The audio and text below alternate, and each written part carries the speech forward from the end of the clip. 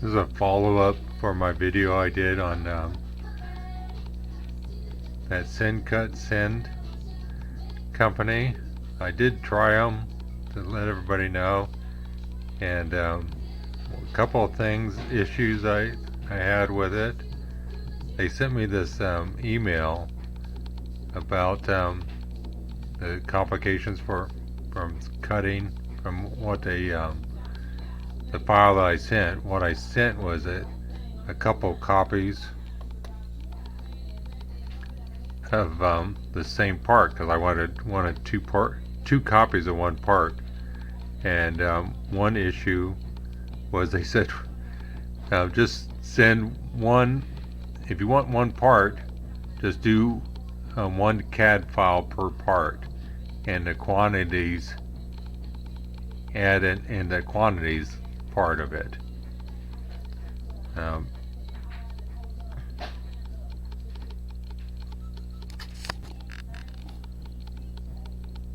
The other issue I had was whenever I did the file, as you could see, they did an enlargement. And I didn't. It was my fault because I didn't zoom in real close on the letters. You see that gap?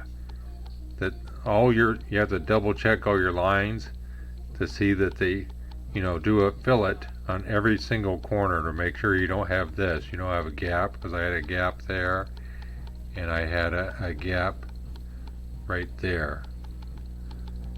So that's the second issue I had with it.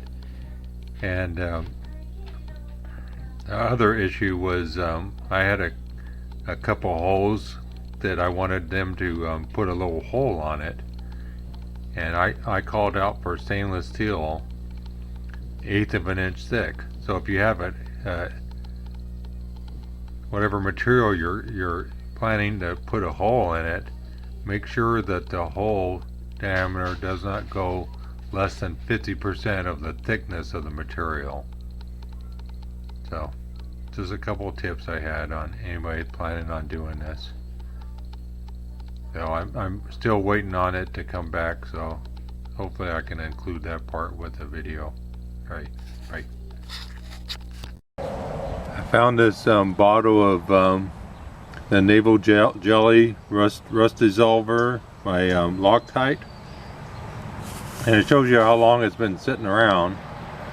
I picked up the container, and a plastic container is, from the sun hitting it for a while, it started breaking apart. It says, crap, I don't want to lose all this, so I put it in a metal tray.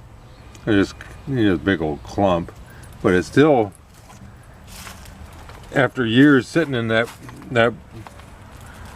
container. I just wanted to show you how effective this stuff is. You could see the rust on this pan here, and I smeared it around, or it just slid down due to gravity, and it's cleaned it down to metal, and you're supposed to just wash it off after this.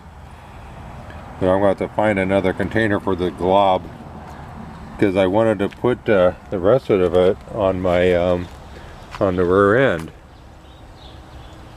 On that rear end, there's a lot of there's a lot of rust going on there, but I tried to put some on, but it's just hard to get it on the rear end. I got the center part, but tried something, and it was all rusted up, so I smeared it all on the top of that. It's sitting there. I'm going to rinse it off and show, just for experiment, see how it works. Alright, bye. Okay, I'm back again. I rinsed it off, and I think it's changing colors after I rinse it off there, so I think it's doing something there. I think I'll try wire brushing it and apply another coat on this and see what happens here, just for experiment on it. Alright, bye. Okay, this is after hello Alaska. This is after I wire brush it and a second coat, rinse it off. it looked pretty good right now. It's a little rough to the touch. I was tempted just to paint it right there, but what I'm going to do, I think I'll sand it with some 80 grit. It's not fully dry right there, but I'm going to sand it with some 80 grit and put some paint on it. And I did the bottom side too, but it probably could use another coat of that stuff on that bottom. All right, this is just a little test, see how that product works. All right, bye. Well, to continue on talking about this part that I was trying to clean up here, I cheated a little bit, and I used one of my old favorites.